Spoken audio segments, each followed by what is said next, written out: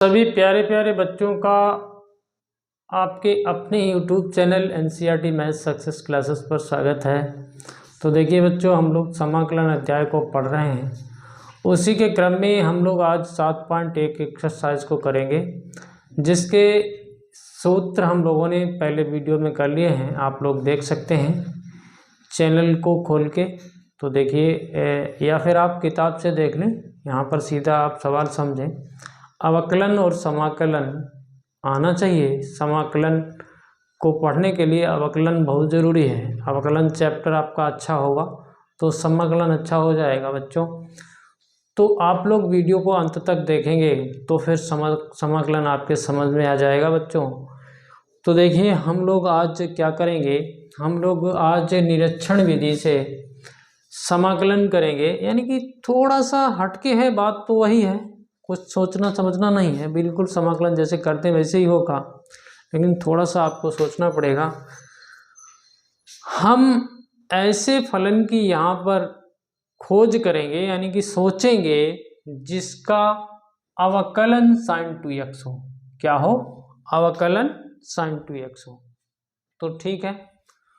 तो देखिए, हम जानते हैं भैया कि यदि हम ऐसा लिख लें d/dx cos 2x लिख लें, तो देखिए इसका यदि हम लोग अवकलन करें तो माइनस sin 2x इंटू 2 आएगा। ठीक है। तो आपको करना कुछ नहीं है, आपको इसका समाकलन करना है। तो देखिए, अगर इसको थोड़ा सा अगर चेंज कर दें तो 2 sin 2x is equal to d/dx cos 2x हो जाएगा। ठीक है। अब देखिए, अब यहाँ से हम लोगों को तो sin 2x का इंटीग्रेशन चाहिए, तो यहाँ से हम लोग sin 2x ही रखेंगे। इस 1/2 को यहाँ ले गए हम, तो ये ऐसा हो गया है। ठीक है, ये ऐसा हो गया है। अब देखिए, इसको ऐसे रहने दीजिए। sin 2x बराबर इस 1/2 को हम इसके साथ ले जाएंगे, क्योंकि ये एक अचर है तो इसको अंदर ले जा सकते हो। तो देखिए माइनस cos 2x/2 हो जाएगा। अब कहने को तो हम लोग यही आंसर अपना बता सकते हैं, लेकिन नहीं, आपके समझ में नहीं आ रहा है तो यहाँ पर इंटीग्रेशन लगाइए, यहाँ पर इंटीग्रेशन लगाइए, sin 2x dx करिए और यहाँ पर भी इंटीग्रेशन लगा दीजिए, d/dx माइनस का cos 2x/2 ये हो गया। क्योंकि हमने इसमें इंटीग्रेशन लगाया और dx लगाया, तो इधर इंटीग्रेशन लगा, dx लगा तो इधर इंटीग्रेशन लगेगा, इधर भी dx लगेगा। अब देखिए बच्चों, dx से dx हटाइए और इस d से ये इंटीग्रेशन, क्योंकि समाकलन अवकलन एक दूसरे का उल्टा होता है, तो इसलिए इस d से इस समाकलन के चिन्ह को हटना पड़ेगा। तो आपको क्या मिल जाएगा? Minus cos 2x/2। ये आपका आंसर हो गया है। और देखिए अगला सवाल, दूसरा नंबर, उसमें हम लोगों को दिया गया है भैया cos 3x। ठीक है। और यहाँ पर हम लोगों से निरीक्षण विधि से प्रतिअवकलन पूछ रहा है। तो देखिए, हम लोग जानते हैं, क्या जानते हैं, हम लिखेंगे ना थोड़ा सा ताकि भाषा अच्छी बनी रहे, सवाल को देखने में अच्छा लगे। हम जानते हैं कि d/dx यदि हम लोग sin x का करें, sin 3x का, तो ऐसा हम लोग फलन खोजेंगे जिसका अवकलन ये हो। ठीक है, ऐसा सोच रहे हैं हम लोग। तो इसका हम लोग अवकलन करें तो कितना आ जाएगा? cos 3x into 3। ठीक है। तो देखिए, इसी स्टेप को अगर हम ऐसे लिख दें, 3 cos 3x, इधर से d/dx भैया sin 3x लिख दिया है। इस 3 को हटाइए, इसके बटे ले जाइए। ठीक है। तो cos 3x बराबर d/dx sin 3x/3 हो जाएगा। ठीक है, हो गया। अब इधर से इंटीग्रेशन लगाए, क्योंकि हम लोग तो इंटीग्रेशन ही तो करना चाह रहे हैं इसका। तो देखिए cos 3x dx इधर से भी d/dx साइन 3x/3। भैया इधर इंटीग्रेशन लगाया, इधर भी लगा दिया, इधर dx लगाया तो इधर भी लगा दो dx। तो dx से dx गया, d से इंटीग्रेशन गया, तो बचा क्या आपके पास साइन 3x/3।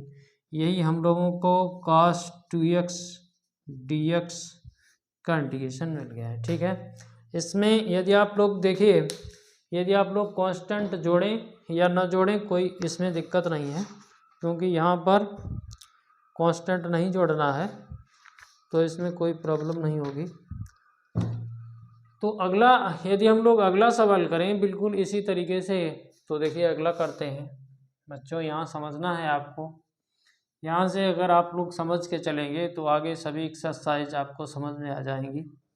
और हम लोग अभी पुरानी किताब से सवालों को कर रहे हैं, नई किताब में कुछ सिलेबस कम हुआ है, तो बच्चों उसको हम नोट कर लेंगे। यदि नई किताब नहीं मिली तो हम उसको नोट कर लेंगे, उतना कम आपको बताएंगे जितना कम हुआ है, क्योंकि हमारा प्रयास है, नई किताब बाज़ार में मिल नहीं रही है, लेने का तो पूरा प्रयास है। तो देखिए अगला क्वेश्चन हम लोग करते हैं। अगला क्वेश्चन है हमारे पास e की घात 2x, e की घात 2x। ठीक है, e की घात 2x। देखिए बच्चों तीसरा देखिए e की घात 2x है, तो कुछ दिक्कत नहीं e की घात 2x में, तो बिल्कुल आप जानते हैं e की घात 2x को ही ले लीजिए। e की घात 2x ले लिया आपने, तो इसका हम लोग अवकलन करेंगे तो भैया e की घात 2x इंटू 2 आ जाएगा। ठीक है, जानते हो अवकलन करना।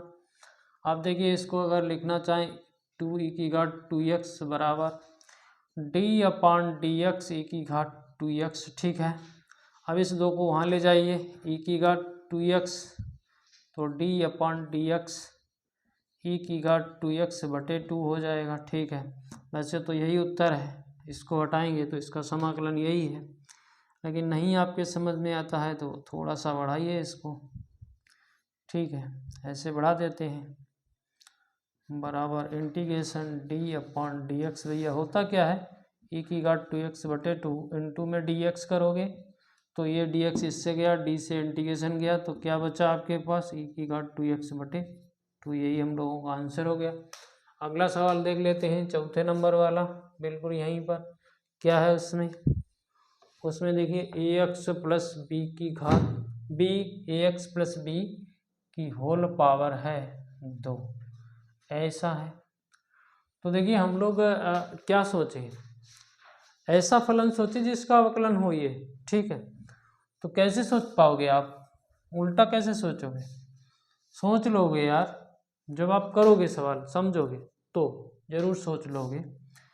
तो देखिए ऐसा कर लेते हैं,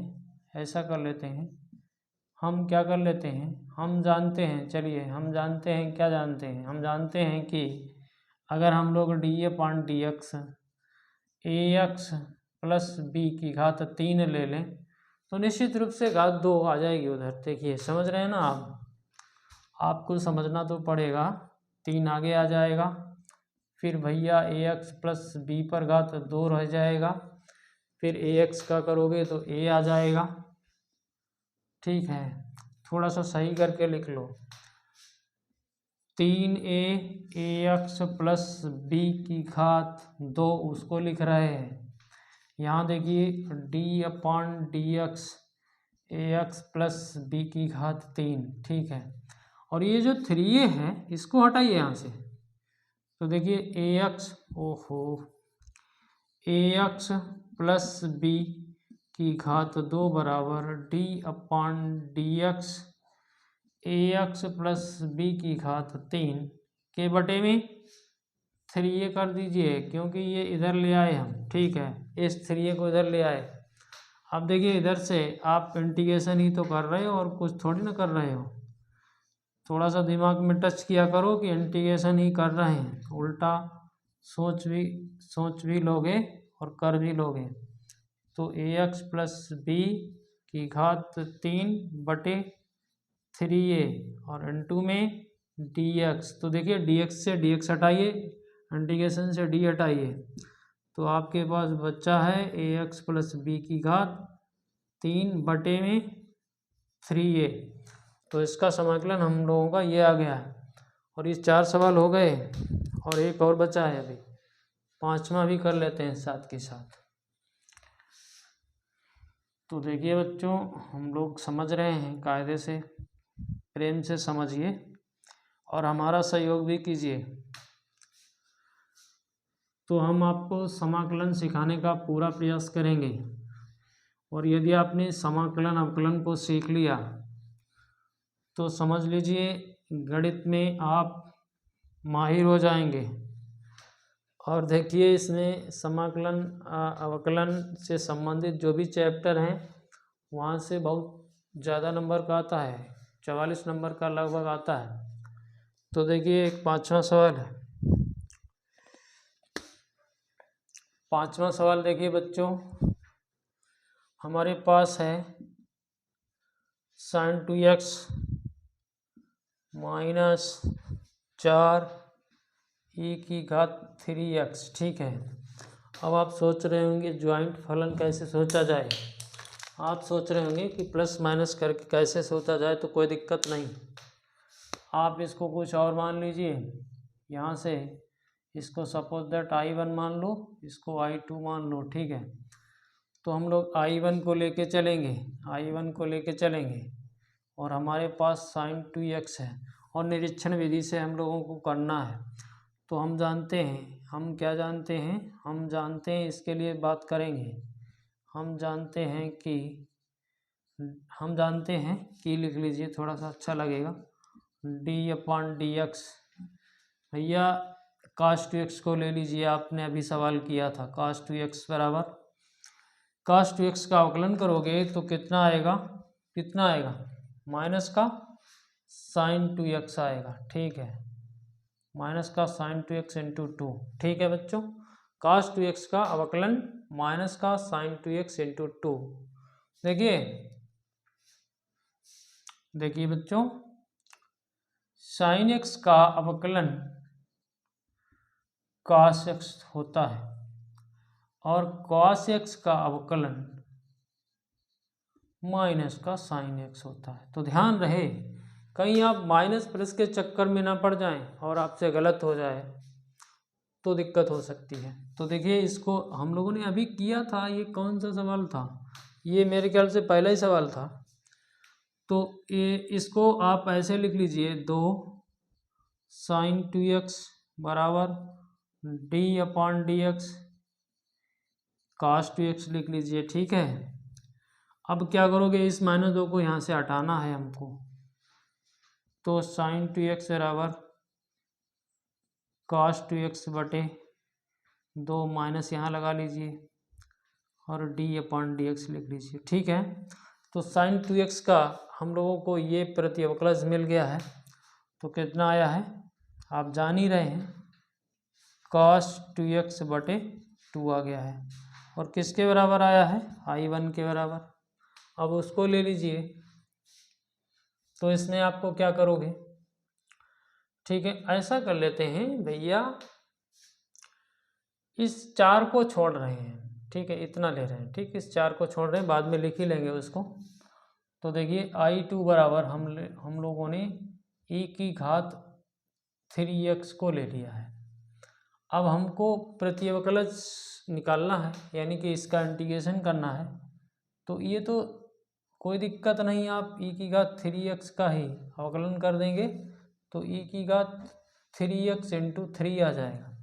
फिर देखो बच्चों, इसको आगे ले लीजिए, e⁻3x बराबर d/dx e⁻3x हो जाएगा। ठीक है। अब देखिए इस 3 को हटाएंगे हम लोग, e⁻3x बराबर d/dx e⁻3x बटे 3। ठीक है बच्चों, अब आप जान रहे होंगे यही तो इसका इंटीग्रेशन है। तो ये I2 के बराबर आपने निकाला है e⁻3x बटे 3 और यहीं रखना है हमको। तो क्या हो जाएगा, हमको क्या करना है भैया, I1 माइनस 4I2 करना है। ठीक है, यही तो करना है। तो देखिए बच्चों I1 कितना आया है, माइनस का cos 2x बटे 2। ये हमारा x बनता है, थोड़ा टेढ़ा मेढ़ा बन जाता है।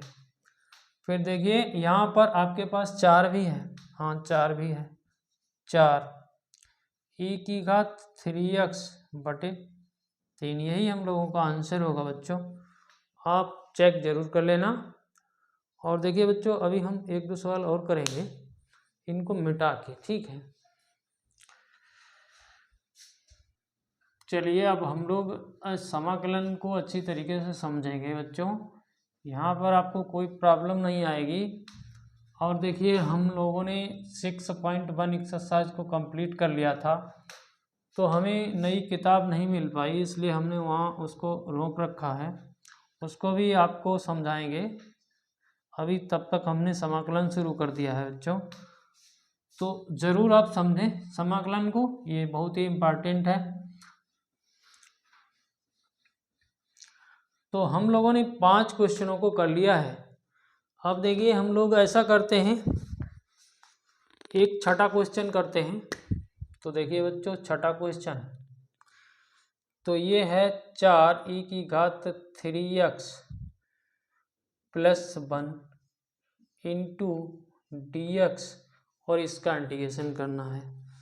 साथ ही में हम लोग सातवां देख लेंगे, ठीक है। यहाँ पर देखिए ये एक्स स्क्वायर है, 1 माइनस 1 अपान एक्स स्क्वायर है, इंटीग्रेशन इसका भी कर लेंगे, ठीक है।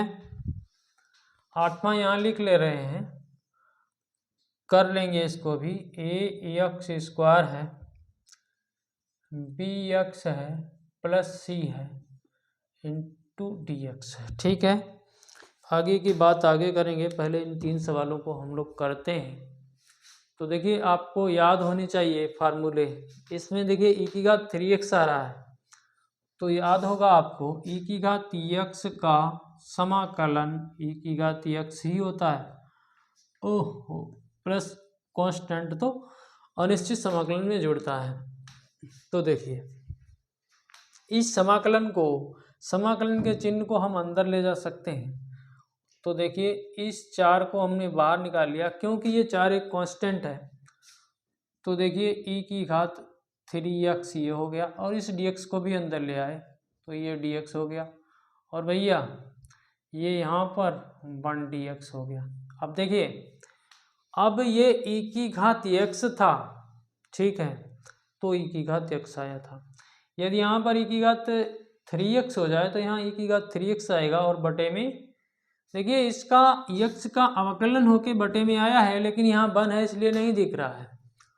तो देखिए बच्चों यहाँ पर क्या हो जाएगा, 4 e की घात 3x तो आएगा, और इतने का अवकलन करके आप नीचे रख दीजिए, तो 3x का अवकलन 3 हो जाएगा। और देखिए हमने आपको वहाँ पर फार्मूला बताया था, फार्मूला ये बताया था 1 dx हो तो x होता है, इसका समाकलन x होता है, तो ये x हो गया है, और प्लस एक कांस्टेंट, तो ये हम लोगों का आंसर है। और चेक कर लेना आप।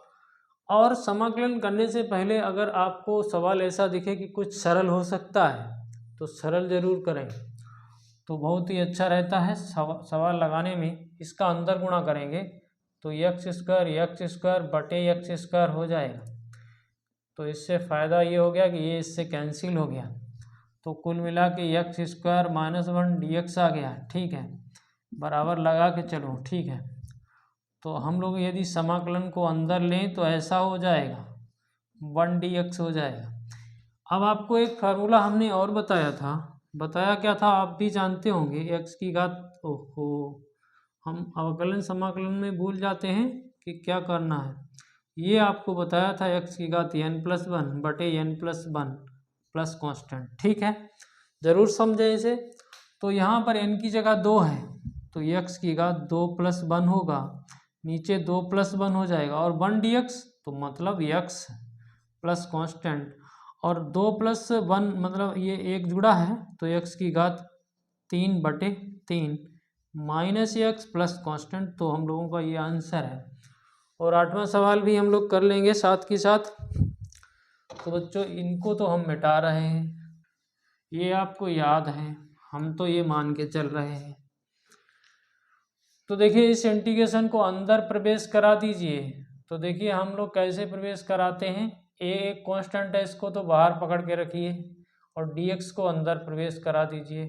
b एक कांस्टेंट है तो x dx हो जाएगा भैया। ये c भी एक कांस्टेंट है, इसको पकड़ के बाहर रखिए, 1 dx हो जाएगा। ठीक है, अब देखिए चूंकि अभी हम लोगों ने x स्क्वायर का समाकलन किया था तो कितना आया था, x³ / 3, तो आ जाएगा यहाँ पर भी भाई ax⁻³ / 3।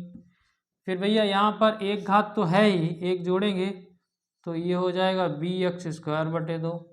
यहाँ पर कुछ नहीं है तो x, और यहाँ एक कांस्टेंट जोड़ेंगे और ऐसा जोड़ेंगे जो इससे अलग हो तो c' जोड़ दिया।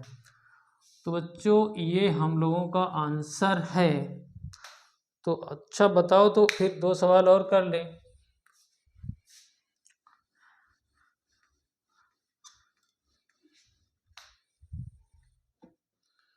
तो देखिए 9वां सवाल बच्चों, 9वां और 10वां।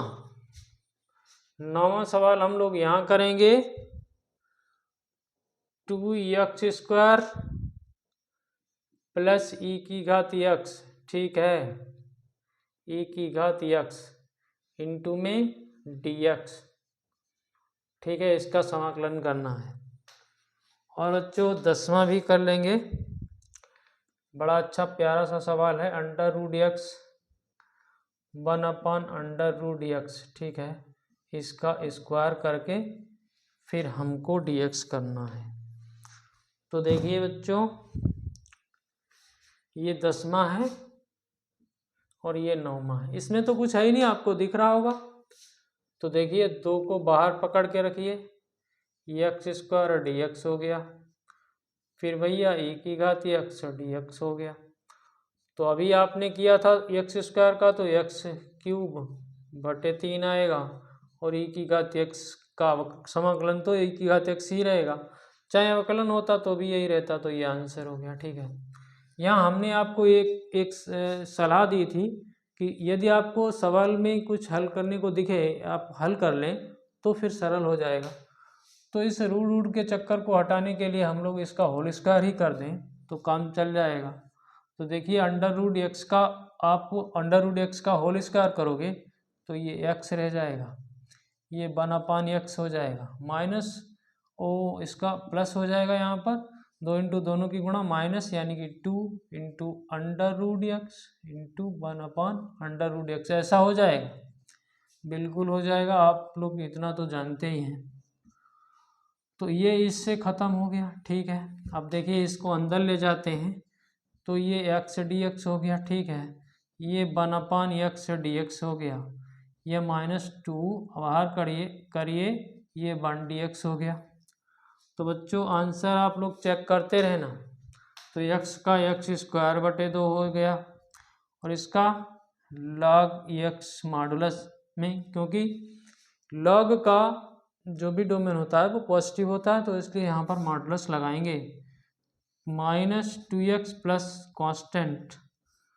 तो बच्चों आंसर आपके जिम्मे कर रहा हूँ, यदि गलत आए तो कमेंट करके ज़रूर बताना, सही आए तो भी कमेंट करना। तो बच्चों आज हम लोगों ने इन 10 क्वेश्चनों को बड़े ही प्यार से समझा है। आप लोग वीडियो को अंत तक देखेंगे तो आपको समझ में आएगा। यदि समझ में आया हो तो चैनल को सब्सक्राइब करना ना भूलें, बेल आइकन को प्रेस करके ऑल पर सेट कर लें ताकि हमारे वीडियो का नोटिफिकेशन आप लोगों को मिलता रहे। और दोस्तों में शेयर करें, एक प्यारा सा कमेंट करें ताकि हमारा मनोबल बढ़ता रहे। आपके सहयोग की बहुत ज़रूरत है क्योंकि चैनल नया है। धन्यवाद।